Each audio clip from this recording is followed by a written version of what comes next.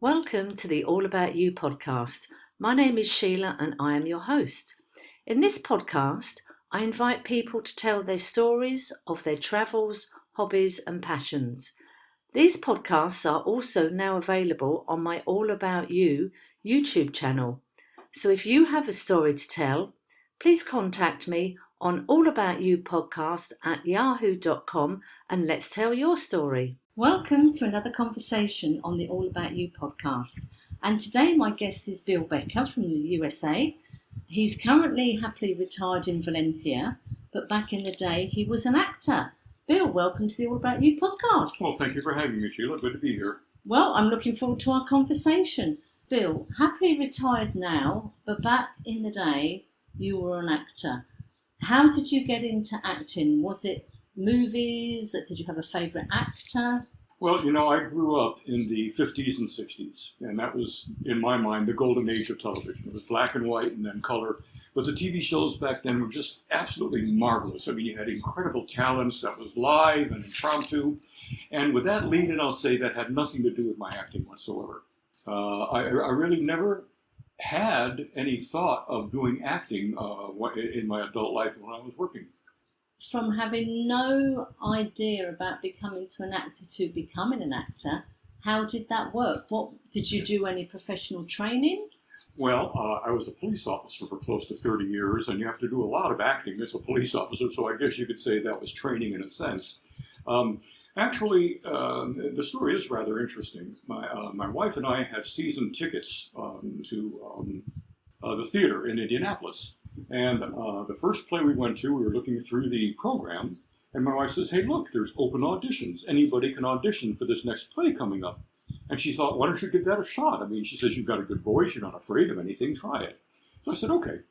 So I went down and auditioned, and actually it was for the Sunshine Boys, the Neil Simon play, and I was the right age for it, and I just was terrible. I had no idea what I was doing. I stunk up the audition tremendously. And they just smiled at me politely and said, "Thank you, we'll call." And about a week later, I got a call from the assistant to the executive producer of the Civic Theater there. And she says, "Mr. Sorbera would like you to come down and read for another part. We're in production right now for Anything Goes. And we have 2 weeks till opening. And one of the primary mic'd roles had to drop out." She said, "It's not a big role, but it's very important. Would you be interested in reading?" I said, "Sure." So I met him at a Burger King of all places. And we sat down in a booth with an order of French fries, and we were talking, and he gave me the script and said, "Read this." So I read. He gave me a couple of pointers. He says, "You're hired. Be at the theater at 7." And that was the start of my career. You went to thank you very much, but no thank you, to then being offered a script and we need you to be up and running in 2 weeks. That was it, exactly. So that was a bit of a baptism of fire into the world of acting. It was, but one thing I learned, and we'll probably talk about it more as this goes on, is that the acting community is wonderful. The people in it are fantastic. They're supportive, they're creative, they're very friendly. In all my time, in about 11 years of doing community theater, I don't think I met but maybe one prima donna. All the rest of the people were wonderful. With that being said, they took me under their wing, and they coached me, and they helped me, how to deliver lines and how to listen for things and body language. And the spoken word is the easy part. The hard part is how you look to people that are watching you on stage, your nonverbal cues, how you move. It's kind of funny. We used to say, they could mail in their lines, which meant that they were terrible. They would sit there, and then they would look at a spot on the stage, and they would walk over to it and stand because they knew that's where they had to be. Well, that's not natural. So anyway, long story short, these people helped me tremendously in guiding me through my very first foray into theater. I mean, as you say, it sounds quite simple. You've got some lines to learn. That's a very small part of it. You've got costume, you've got props, you've got other actors. You are relying on somebody to do something they should be doing to give you your cue. Now, in theory, on paper, this is all going to work perfect. But it doesn't quite work out like that. Even in London theatre, Broadway, it doesn't always go to plan. I've always wondered how actors go about learning lines. Well, I guess different people have different ways of memorization. And What I did is I just learned the lines at the very beginning. I didn't give any thought to what the character would be or what they call the voice. Your voice is who you end up being as that character. So it's just a straight memorization. I would get up in the morning, have a cup of coffee, and I would devote myself to learning maybe 5 pages. And I would go through those 5 pages of dialogue, and I would read the lead-in lines that the other actor was doing, and then I would memorize my lines. And I would keep doing that until I was comfortable with those 5 pages. And then I would add another 2 pages, and then another 2 pages, until I got through however many pages of script I had. I mean, this is the difference, isn't it, between live theatre and TV or film. Live theatre, you've got one crack at it in a performance. In film and TV, you can repeat and repeat until you get it absolutely right. It could be not necessarily the script, but it could be you need to pick up a cup at a certain point, and for some reason you drop the cup. These things happen.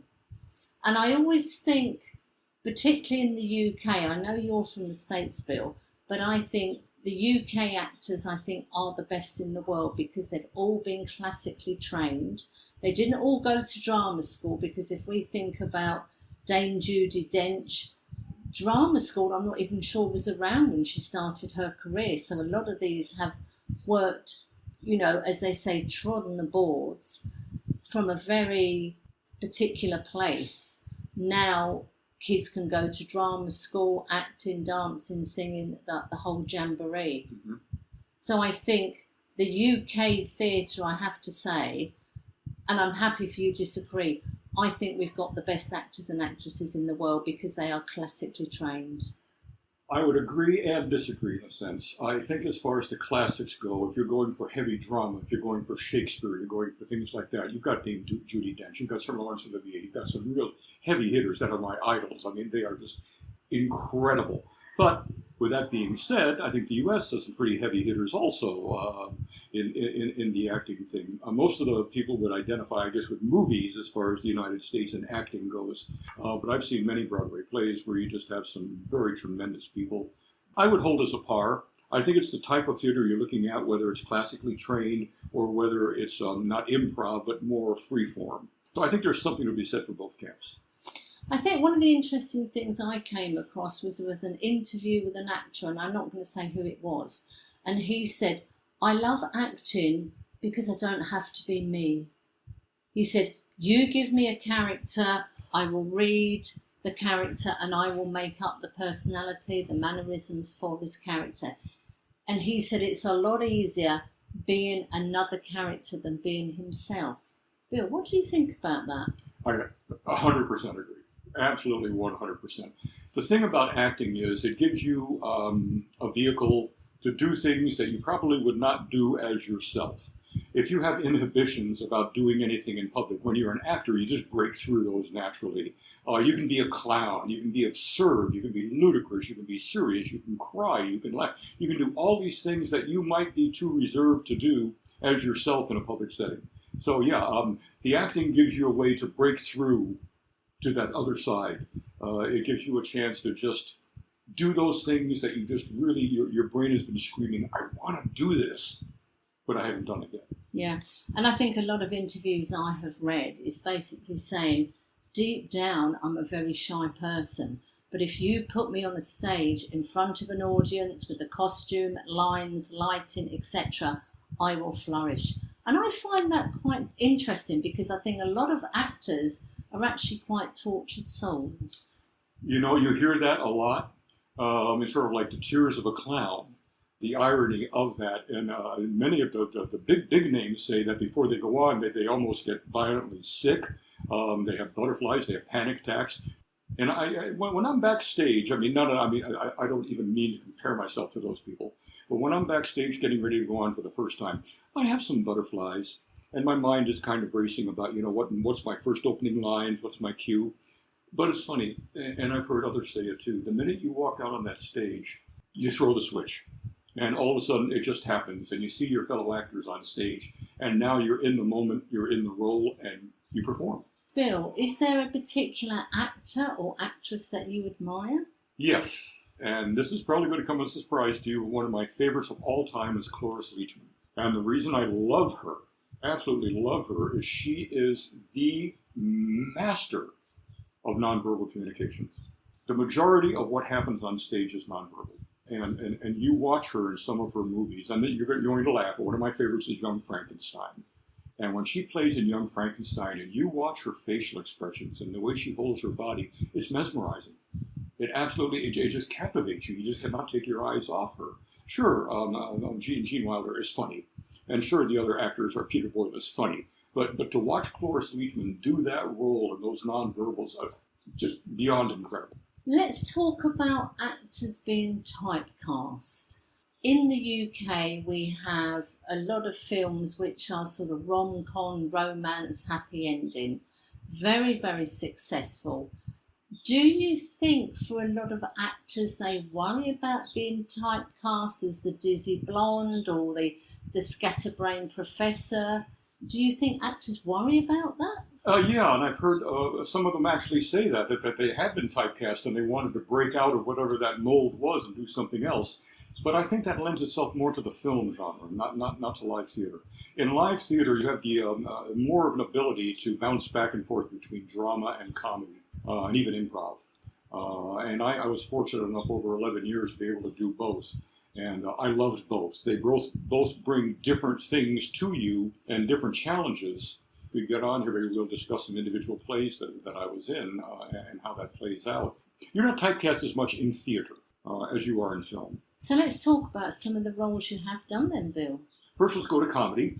And the very first big play I was in that I actually auditioned for and got a role in was was a play called Inspecting Carol. And it was a comedy, a takeoff, a satire on A Christmas Carol. And it was about this inept little theater troupe that couldn't do anything right. And they were trying to apply for a grant. And they knew that the Endowment for the Arts was going to send somebody to come watch them. Well, this person shows up and they mistakenly think this person is the critic that's going to come and watch them. And they're trying real hard to do these things. It's just a comedy of the absurd back and forth. And that was my first one. And I excelled. I mean, not to pat myself on the back, but we got awards for that show. The audience was laughing, which is your biggest reward, of course, when you're doing comedy.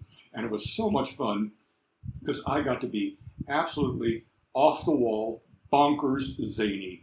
I mean, it was slapstick, it was shtick, it was dialogue, it was physical, it was cerebral, it was all those things. It was marvelous. And I thought, God, this is really fun. I love comedy. But then, my favorite play that I did of all time is 12 Angry Men. And I was fortunate enough to play the Henry Fonda role, juror number 8, who was the one holdout out of the 11 other jurors that did not want to convict this young Puerto Rican kid. We had some heavy hitters in that play.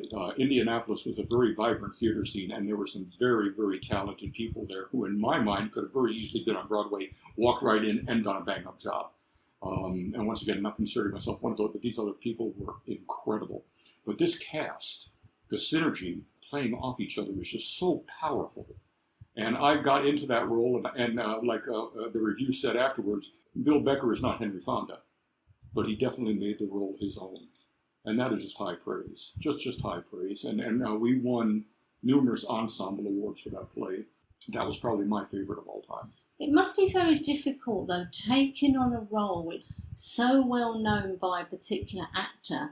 And I guess a lot of the audience are thinking, oh, well, that's who he's going to play. But making it your own, bringing your own personality into it, your own mannerisms, that's going to make the difference. Well, I think the biggest mistake an actor can make is trying to be somebody else as an actor. If I had tried to be Henry Fonda and mimic him, I would have stunk the place up. I would have. It would have been terrible. I've played in other plays that had other actors of renown in the lead role, and I thought, like some of the Neil Simon plays, I was in a lot of Neil Simon plays, and I thought about the actors that played it on Broadway, and I thought, no, if I try to do that, people will see right through that, and then they'll make a comparison, and I will fall way short. So every role I got into, I said, no, I'm going to find my own voice.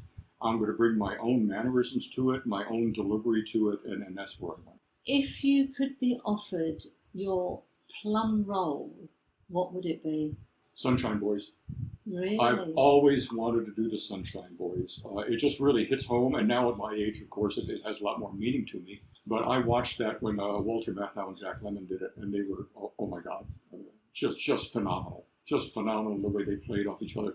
Two distinctly different personalities, 180 degrees out, that just gelled. And I would just love to do that.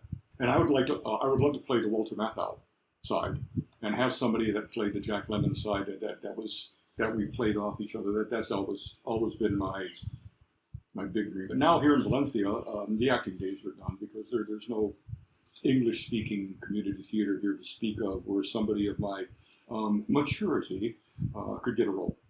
It's harder the older you get to get a role to begin with, and so it's very, very limited here. I think it's very valid, as you say, sometimes the chemistry. And for me, I was thinking about Emma Thompson and Anthony Hopkins. You know, if I want to watch a film on TV, I will just go in, Google those two names and see what they've done together or individually. You know it's going to be something amazing. Absolutely. And I think, as you say, the chemistry between two actors, whether it's a comedy role, whether it's something very serious, and sometimes you just get two personalities that on their own are phenomenal, but together they just create something magic. Absolute magic. Absolutely magic.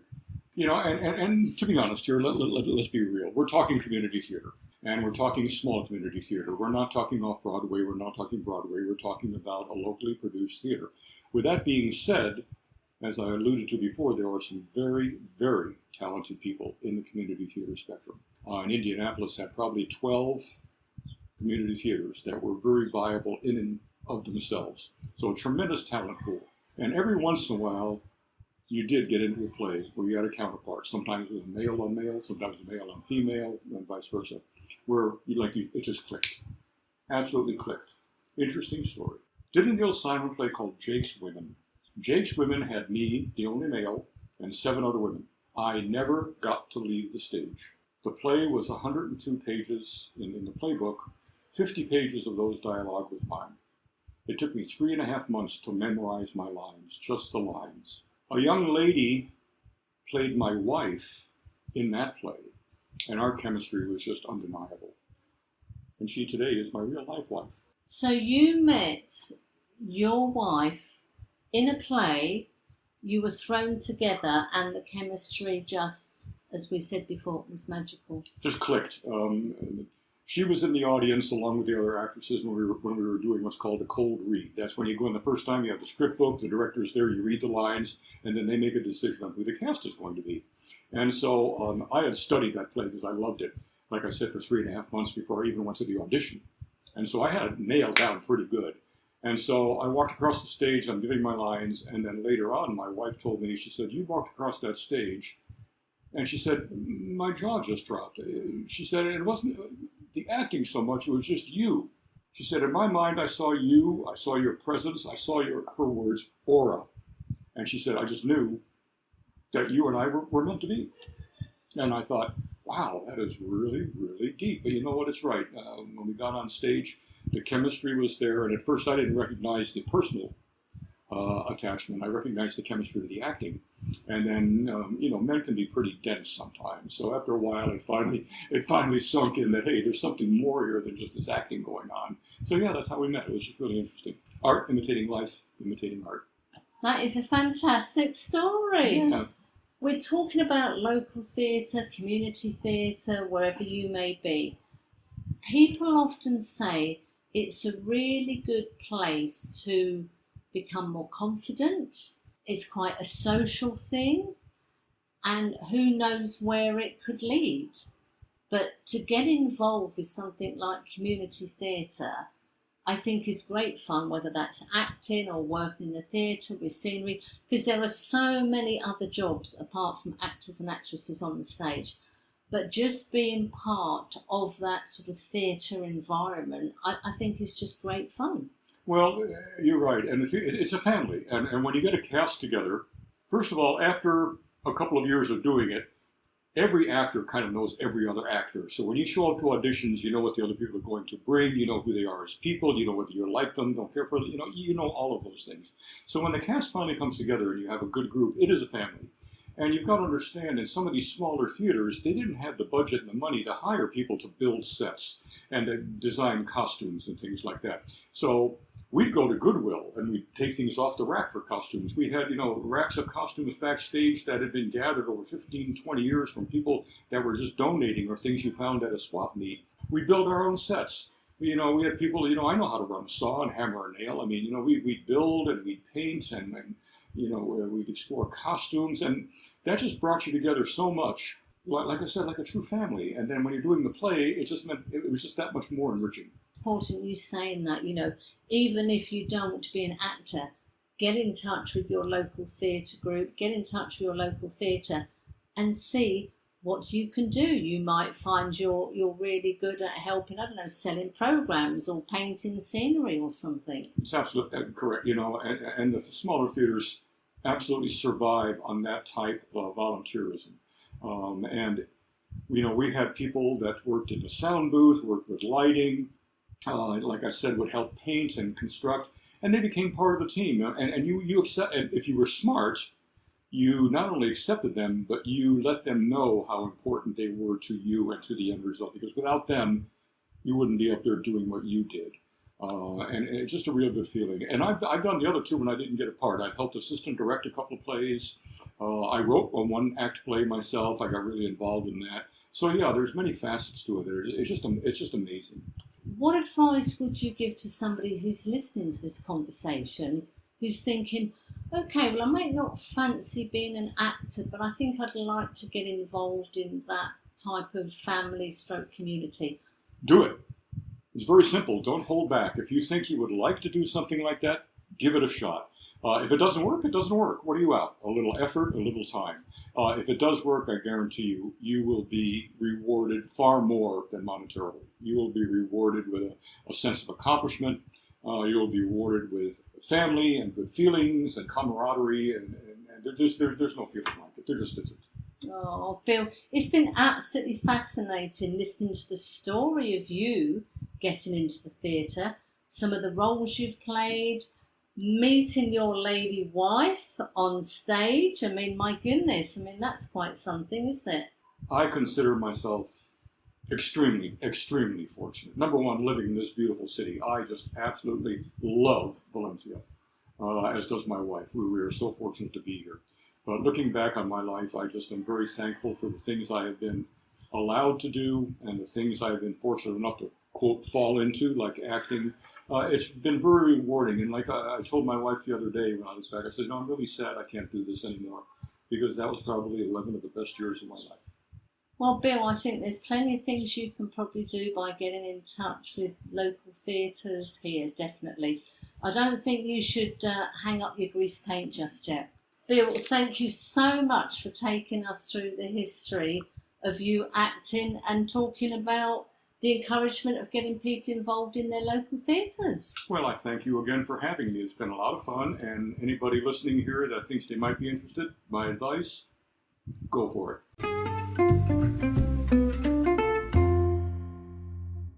I hope you enjoyed the conversation.